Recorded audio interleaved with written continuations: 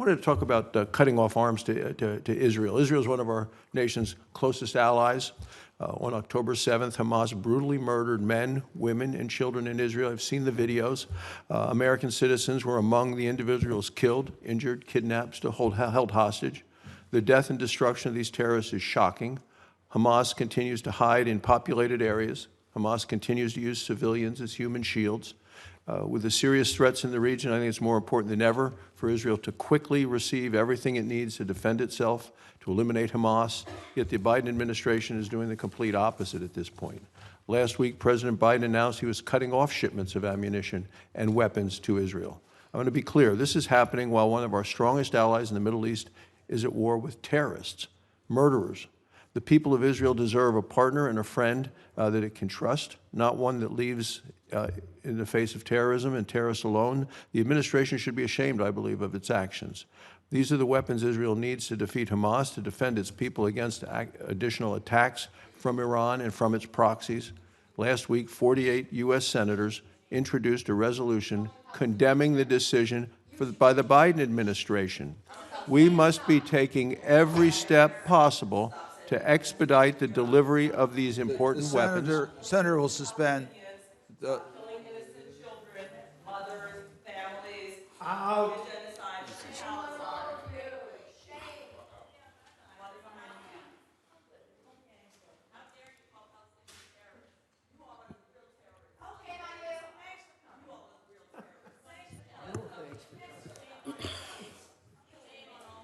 Yes, I will. Senator Barrasso. Thank you, Mr. Chairman. As I was saying, the people of Israel deserve a partner and a friend that it can trust, not one that leaves it to face terrorists alone. I think that the administration should be ashamed of its actions, and there are weapons Israel needs to defeat Hamas and defend its people against additional attacks from Iran and its proxies. So last week, 48 U.S. senators introduced a resolution condemning the decision by the Biden administration. I think we must be taking every step possible to expedite the delivery of these important weapons, not putting up new barriers and obstacles in the way. So do you support the U.S. blocking weapons from going to Israel? Thank you, Senator, for your question. Just want to say from the very beginning that our support to Israel is ironclad. And this administration has shown its strong support in very many ways, including President Biden being the first president to be in Israel during a wartime situation, all the support that we have provided to Israel at the UN, thanks to the bipartisan support for the appropriations that we were able to, and you were able to provide for us to continue to give weapons to Israel. And of course, we are very concerned about the loss of life by Hamas and what they've done in Israel, but also by the loss of life by the Palestinians who are also caught up in this war. And as you may know, there have been conversations that President Biden has had with Israel about the situation in Rafah and the concern that we have just about the particular bombs that were going to go there, the 2,000-pound bombs that we had already notified, and we had informed Israel that going into Rafah could result in us not providing some weapons to them. Today, as you probably know, we have put in review $1 billion worth of equipment to go to Israel. That was a pause.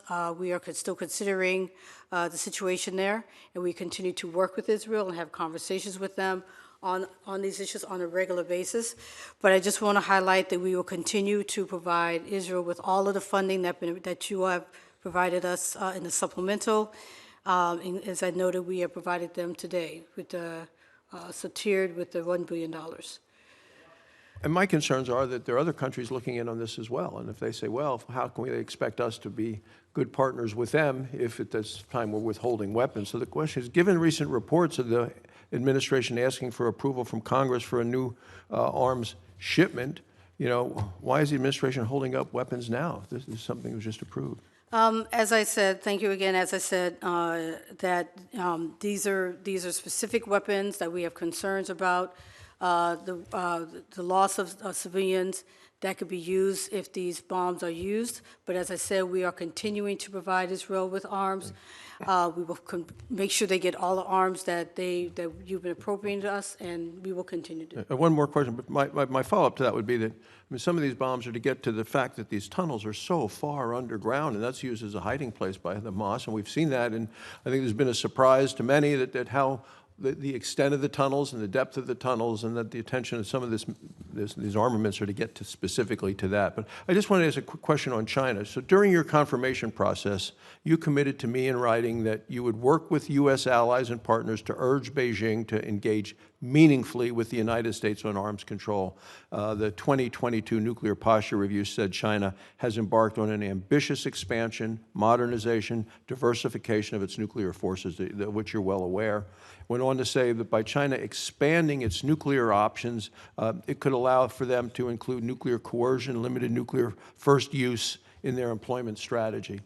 Can you share with the committee how many engagements you actually have had with the Chinese officials specifically on their nuclear weapons ambitions and expansion?